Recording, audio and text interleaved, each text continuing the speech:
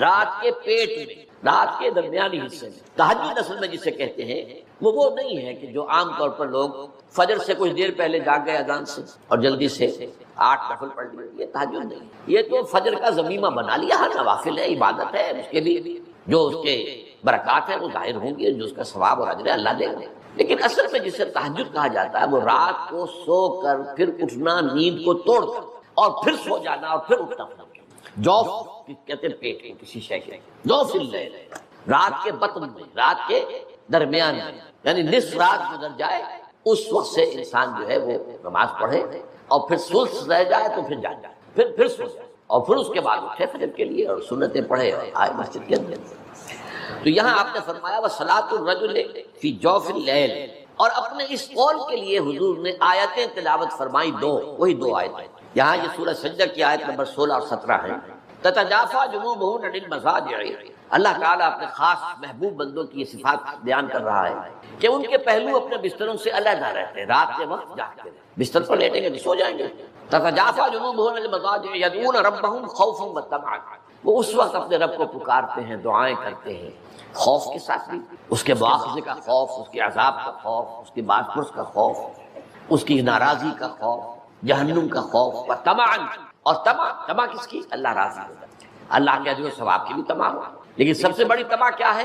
اللہ مجھ سے راضی، اس لیے سب سے اونچا مقام یہی ہے، رضی اللہ عنہم ورضوا عنہ، اللہ ان سے راضی ہو گیا، وہ اللہ سے راضی ہو گیا، یہ باہمی رضا ہے، بندہ اپنے رب سے راضی رہے، وہ ہے کہ تسلیم و رضا جو بھی دنیا میں آ رہا ہے اس پر شکوہ، اللہ کا شکوہ زبان پر نہ لائے، جو بھی آ رہا ہے یہ میرے رب کی طرف سے ہے، وہ میرا مولا ہے، آقا ہے، دوست ہے، میرا خیر خواہ ہے، اسے معلوم ہے کہ اس شر کے پیچھے کون سا خیر آ رہا ہے، مجھے کیا پتا، مجھے تو شر نظر آ رہا ہے، خیر کی نظر نہیں آ رہا، اس لیے فرمایا گیا کہ ہو سکتا ہے عسیٰ ان تکرہوا شیئا وہو خیر لکم وعسیٰ ان تحبوا شیئا وہو شر لکم واللہ یعلم وانتم لا تعلمون، ہو سکتا ہے تمہیں کوئی چیز بری لگے حالانکہ اسی میں تمہارا خیر ہے، این ممکن ہے تمہیں کوئی چیز اچھی لگتی حالانکہ اس میں تمہارے لیے شر ہے، اللہ جانتا ہے تم نہیں جانتے۔ اس کیفیت کے اندر دنیا کی زندگی گزارے، اللہ تعالیٰ آخرت میں اسے راضی کر دے گا، اللہ اس سے راضی ہو جائے گا۔ خارا کہتے ہیں خیر طلب کرنے، یہ باب استفعال سے جب کوئی آتا ہے، استنصار مدد حاصل کرنا، مدد لینا،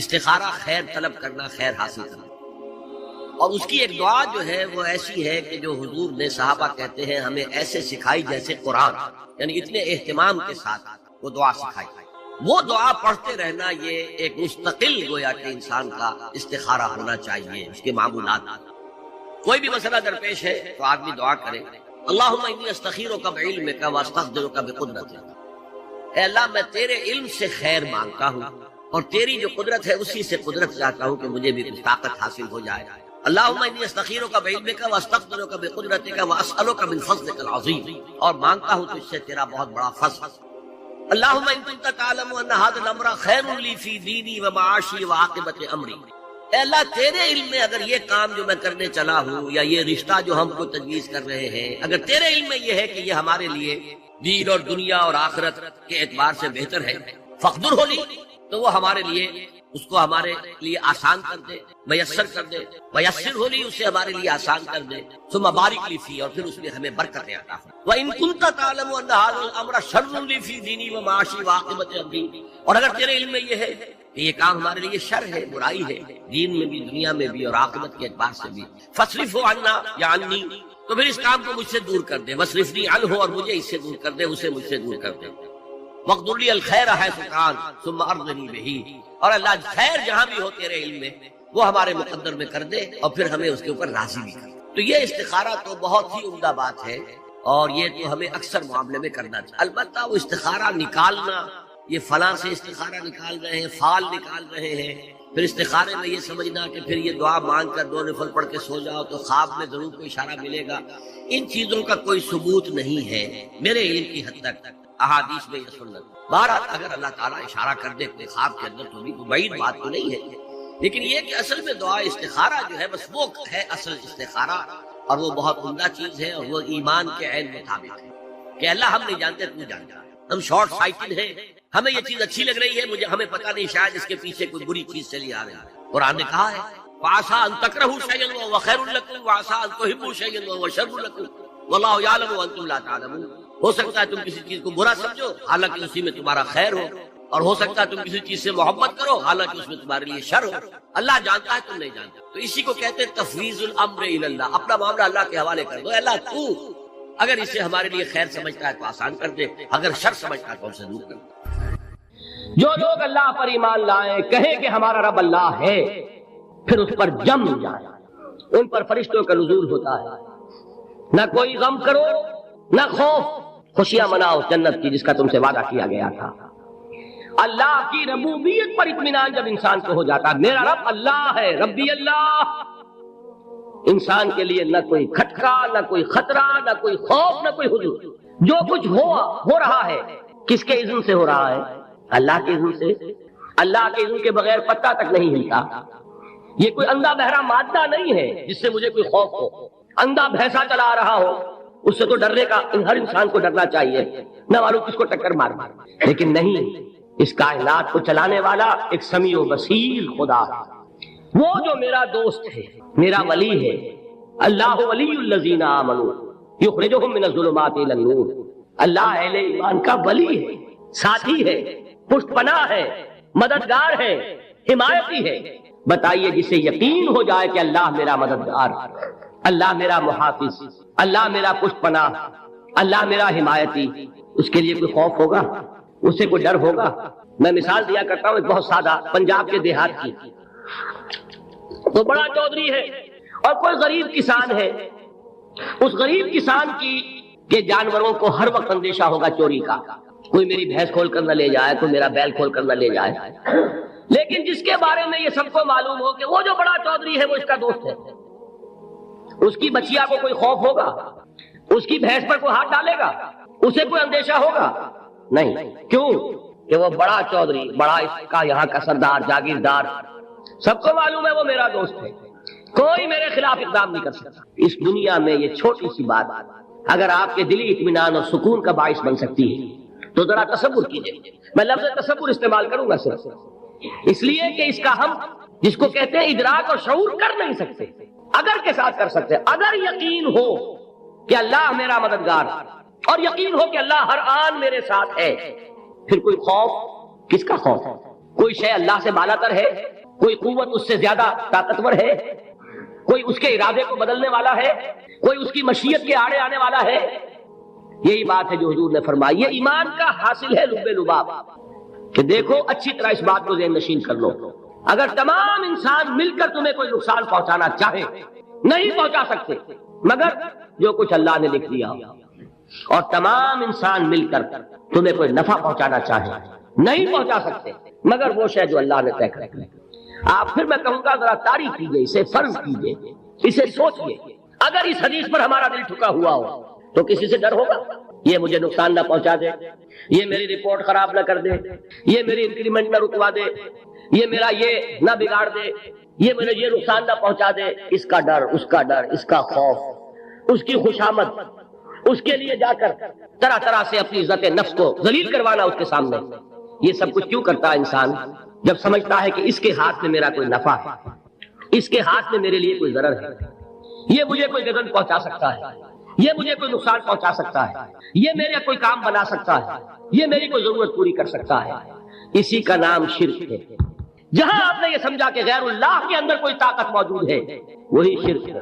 بتوں سے تجھ کو امید ہے, خدا سے نو امیدی, مجھے بتا تو صحیح اور کافری کیا ہے؟ شرک تو یہ جس پر بھی تمہیں یہ خیال ہے کلمہ ہے, یہ کلمہ سوم لا حول ولا قوت الا باللہ. ذرا اس پر دل کو کبھی اگر آپ تصور کریں پھر فرض کریں, دل ٹھک جائے اس پر, کوئی طاقت نہیں. یہی بات تھی جو شیخ عبد القادر جیلانی رحمۃ اللہ علیہ نے اپنی وصیت میں اپنے بچے سے کہی. 11ویں دینے والے ہیں لیکن حضرت شیخ عبد القادر جیلانی کی وصیت اور تعلیمات کو کتنے لوگ ہیں جانتے ہیں؟ یہ جن مقامات تک پہنچے ہیں وہ کس چیز کی بدولت پہنچے؟ انہوں نے جو پیغام دیا وہ کیا تھا؟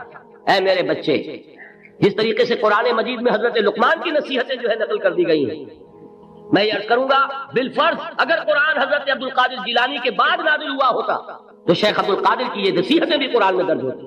اتنی اونچی نصیحتیں ہیں. اے میرے بچے اس حقیقت کو ذہن نشین کر لے, لا فاعل فی الحقیقت ولا مؤثر الا اللہ. اس کائنات میں نہ کوئی فاعل حقیقی ہے نہ مؤثر حقیقی ہے سوائے اللہ. کسی شے میں کوئی تاثیر نہیں اگر اللہ نہ چاہے، آگ جلا نہیں سکتی اگر اللہ نہ چاہے، پانی ڈبو نہیں سکتا اگر اللہ نہ چاہے، زہر ہلاک نہیں کر سکتا اگر اللہ نہ چاہے، کوئی چیز فائدہ نہیں پہنچا سکتی اگر اللہ نہ چاہے، تو در در پہ کیوں سر جھکاتے ہو، در در پر کیوں جبیں سائی کرتے ہو، سب کے سامنے کیوں ہاتھ پھیلاتے ہو؟ ایک اللہ سے مانگو، ایک اللہ کے سامنے زمین پر اپنی جبین رکھو۔ لا فاعل فی الحقیقت ولا مؤثر الا اللہ۔ نظر آتا ہے ہمیں کہ پانی پیاس بجھا دیتا ہے، پیاس بجھانے کی صلاحیت پانی میں نہیں ہے، اللہ کے اذن سے۔ کھانا بھوک مٹا دیتا ہے، بھوک مٹانے کی صلاحیت کھانے میں نہیں ہے، اذن رب میں۔ دیکھیے یہی یقین تھا حضرت موسیٰ علیہ السلام کا واقعہ یاد کیجیے۔ سامنے سمندر آ گیا ہے، قوم دیکھتی ہے پیچھے کہ گرد و غبار کا طوفان، معلوم ہوا کہ فرعون اپنے لشکر سمیت آ گیا۔ لشکر جب چلتا تھا تیز رفتاری کے ساتھ تو گرد و غبار کا جو طوفان اٹھتا تھا اس کا تصور کیجیے، اور لمحہ بلمحہ وہ قریب آ رہا۔ پوری قوم نے کیا کہا؟ اے موسیٰ انا لمدرکون، اے موسیٰ ہم کو پکڑے گئے۔ قرآن مجید میں تو یہاں وہ باتیں نہیں لکھی ہیں، لیکن تورات میں یہ درج ہے کہ بنی اسرائیل جھگڑنے لگے، دست و گریبان ہو گئے موسیٰ کے ساتھ۔ موسیٰ نے یہاں مروایا لا کر، اس سے تو ہم ہی بہتر تھے، وہاں کھانے کو ملتا تھا، زندگی تو تھی، بیگار ہم کر رہے تھے، موت تو نہیں تھی۔ اب جو کچھ ہوگا اس کا تصور کرو، جس طریقے سے ہمارے ٹکڑے اڑائے جائیں گے۔ تو لڑ رہے ہیں حضرت موسیٰ علیہ السلام۔ یہ تورات کی تفصیل ہے، قرآن میں صرف اتنا آیا ہے، پریشان ہو کر انہوں نے کہا انا لمدرکون، موسیٰ ہم کو پکڑے گئے۔ اس وقت موسیٰ کا جواب کیا ہے؟ کلا ان معی ربی سیہدین، نہیں، میرے ساتھ میرا رب ہے، وہ راستہ دے گا۔ بتائیے کہاں راستہ نظر آ رہا ہے؟ یہ ہے ایمان بالغیب۔ راستہ نظر نہ آئے تب اللہ پر یقین ایمان ہے، جیب میں پیسے ہو تب دل کو اطمینان ہے، تو ایمان کس پر ہوا؟ پیسے پر، اللہ پر نہیں۔ جب وسائل و ذرائع نہ ہو اور پھر یقین ہو کہ اللہ مسبب الاسباب ہے، وہ اسباب کا پابند نہیں ہے، وہ اسباب کا محتاج نہیں ہے، اسباب اس کے محتاج ہیں۔ اگر یہ یقین ہے تو اللہ پر ایمان ہے، یہ نہیں ہے تو تمہارا ایمان اسباب پر ہے، وسائل پر ہے، ذرائع پر ہے، مادیات پر ہے، اللہ پر نہیں۔ اس وقت کہاں راستہ تھا؟ کوئی راستہ تھا؟ سمندر ہے اور ادھر سے لشکر آ گیا ہے۔ کلا ان معی ربی سیہدین۔ اب دیکھیے ایمان کہہ دینا آسان ہے، ہوا معکم اینما کنتم، جہاں کہیں بھی تم ہوتے ہو اللہ تمہارے ساتھ ہوتا ہے، لیکن اس کا یقین قائم ہو جائے تو زمین و آسمان کا فرق واقع ہو جائے۔ یہی بات ہوئی حضور کے ساتھ۔ غار ہے، چھپے ہوئے ہیں محمد رسول اللہ اور آپ کے وہ یار غار ابو بکر صدیق رضی اللہ تعالی عنہ۔ اقبال نے حضرت ابو بکر کی شان میں چند اشعار پڑھے صرف، لیکن واقعہ یہ ہے کہ بھاری بھاری نظموں پر اور قصیدوں پر بھاری، طویل ترین نظمیں اور قصیدے ہوں ان پر بھاری۔ ہمتیں ابو بکر کی ہمت جو ہے، کشت ملت را جو اب جیسے بارش سے کھیتی اپجتی ہے، ابو بکر کی ہمت اور عظیمت اس امت کو اسی طرح سینچنے والی ہے۔ ثانیے اسلام و غار و بدر و قب، وہ دوسرے تھے اسلام میں، دوسرے پہلے کون تھے؟ انا اول المومنین، حضور کی بات ہے، سب سے پہلا ایمان لانے والا میں، دوسرے ابو بکر۔ ویسے ہمارے ہاں یہ چلتا ہے اختلاف، حضرت علی پہلے ہیں کہ حضرت ابو بکر پہلے ہیں، لیکن اس میں بڑی خوبصورت تطبیق قائم کی ہے علماء نے، اور بہت صحیح ہے۔ چار کے بارے میں فیصلہ ہی مت کرو کہ کون پہلے، ان کی ایک عجیب تقسیم کر دی ہے۔ آزاد مردوں میں، بالغ مردوں میں سب سے پہلے ابو بکر، بچوں میں سب سے پہلے علی، خواتین میں سب سے پہلے خدیجہ، اور غلاموں میں سب سے پہلے زید بن حارثہ۔ بڑی پیاری تقسیم ہے، یہ چاروں ہی پہلے ہیں، ہر ایک کے لیے اولیت ہے۔ اور واقعہ یہ ہے کہ اگر زمانی اعتبار سے تعین ہوگا تو پہلے خدیجہ الکبریٰ آئیں گی رضی اللہ تعالی عنہ۔ کسی اور سے بات کرنے کی نوبت بعد میں آ سکتی ہے، پہلے تو اہلیہ محترمہ سے بات ہوئی، آتے ہی پہلی وحی ہوئی ہے، ابھی تبلیغ کا حکم نہیں تھا۔ کس کو بتایا واقعہ؟ ابھی اپنی نبوت کی تبلیغ کا تو حکم ہی نہیں آیا۔ واقعہ کس کا ہے؟ وہ خدیجہ کا ہے۔ جب کہا ہے کہ خشیت علی نفسی، مجھے اپنی جان کا اندیشہ ہے، تو کیا جواب دیا خدیجہ نے رضی اللہ تعالی عنہا؟ وہ صدیقۃ الکبریٰ ہے۔ صدیقات جو ہے خواتین، ان میں چوٹی پر خدیجہ الکبریٰ ہے رضی اللہ تعالی عنہ، اور صدیق جو مرد ہیں ان میں صدیق اکبر ہے ابو بکر صدیق رضی اللہ تعالی عنہ، لیکن صدیقات میں چوٹی۔ جب حضور نے فرمایا خشیت علی نفسی، کیا فرمایا، کیا عرض کیا، کیسے تسلی دی؟ نہیں، اللہ آپ کو ضائع نہیں کرے گا، آپ غریبوں کے ہمدرد ہیں، آپ مساکین کے تکالیف رفع کرنے والے ہیں، آپ بیواؤں کی سرپرستی کرتے ہیں، آپ مسافروں کی خدمت کرتے ہیں، اللہ آپ کو ضائع نہیں کرے گا۔ یہ یقین ہے اس خاتون کے اندر۔ خیر وہ ایک علیحدہ بات ہو جائے گی، میرے دل پر حضرت خدیجہ رضی اللہ تعالیٰ عنہ کی شخصیت کا بڑا گہرا نقش ہے، جو وہ کوئی اور ہی وقت اور موقع ہوا تو بیان ہوگا۔ بہرحال اقبال نے ایک مصرے میں جو 4 اولیتیں جمع کر دی ہیں، ہمت او کشت امت را چو ابر، ثانی اسلام و غار و بدر و قبر۔ اسلام میں حضور کے بعد پہلے کون؟ ابو بکر۔ غار میں حضور کے ساتھ کون؟ ابو بکر۔